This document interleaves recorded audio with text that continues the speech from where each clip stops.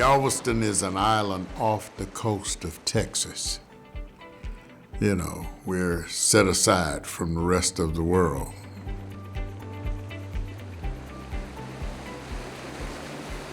It's just great being born and raised on an island. It's a completely different atmosphere from big city life.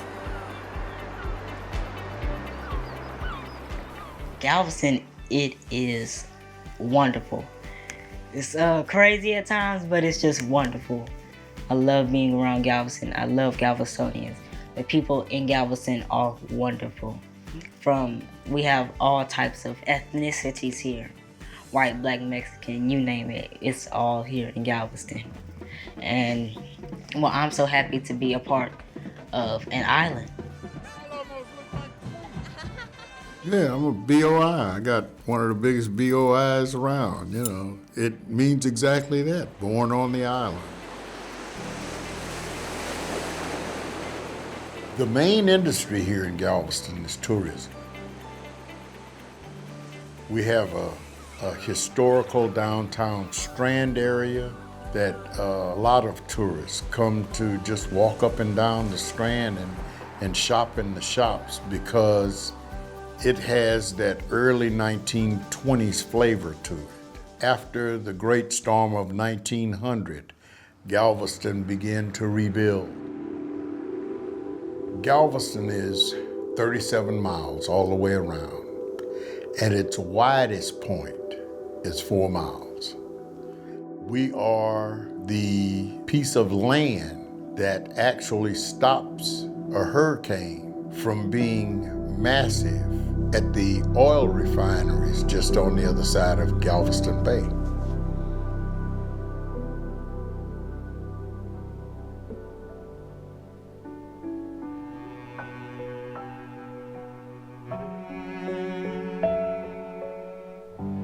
Hurricane Ike hit Galveston in 2008. It hit Galveston as a Category 3 hurricane.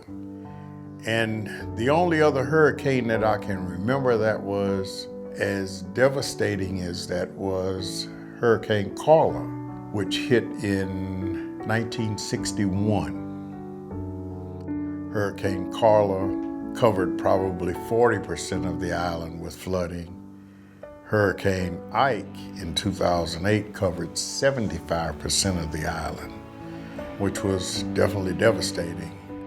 Hurricane Ike began forming 4,000 miles away from the Texas Gulf Coast on September 1st, 2008. It would be the 6th consecutive tropical cyclone to strike the U.S. that year.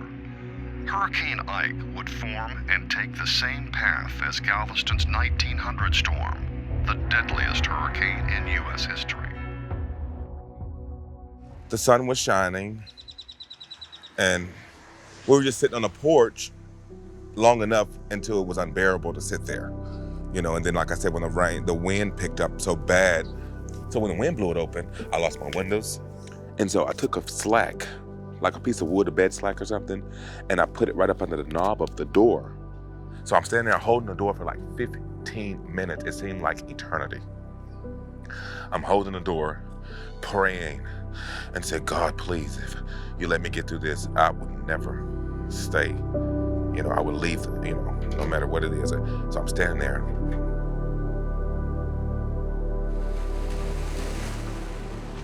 We live on an island, and we see it every day. Although we don't realize it as much, but we see it every day. Like with the waves and the wind and the trees and the plants and everything that goes on. And people who live off the island, they only see a portion of it. They don't get to see the full picture, as opposed to living on an island where you get to see it every day, slowly by slowly. Hurricane Ike, September 13, 2008, everybody was on a level playing field because we all were devastated by Hurricane Ike. 75% of the island was flooded and everybody lost a lot. and everybody was in the same boat because it didn't make any difference how much money you had. At that point, we all were even. We all were equal. Now, after IKE had passed, my thoughts of climate change, I'm more thoughtful of it now. I pay more attention to it now, Climate change is gonna have to take everybody to fix it. I honestly believe people are talking more about it than doing things about it. It's kind of like they're sitting around waiting if it's really gonna happen. When I was younger, I didn't really pay attention to climate change. But after the hurricane, I was kind of like, this could happen at any moment. We have to take care of this world because clearly, with the crazy thing that's been happening recently, all these hurricanes, earthquakes, everything, we need to take better care of our earth. The more and more the Arctic melts, the more and more water is going to be in the Gulf of Mexico. Galveston Island is going to have erosion. So the more and more you dig and put sand back up on top, you're giving that water someplace to go. You hear scientists talk about global warming is going to happen and stuff like that, and you don't believe it at first until you actually see something of it. But 3 degrees of global warming would be catastrophic. Heat waves, droughts, extreme precipitation. The scary thing is, since the Industrial Revolution, the Earth has warmed between 1.1 and 1.3 degrees Celsius. I'm just worried for my generation coming up because we only have God knows how much time left on here. And with everything that's going on, I don't want the Earth to be in danger.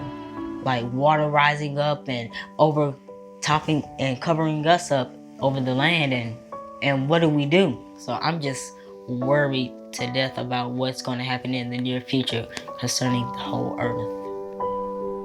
That September day changed Galveston Island forever. By the time the floodwaters receded, at least 8,000 people had lost their lives. But Galveston's unwavering spirit never faded. The vast majority of survivors decided to stay and rebuild.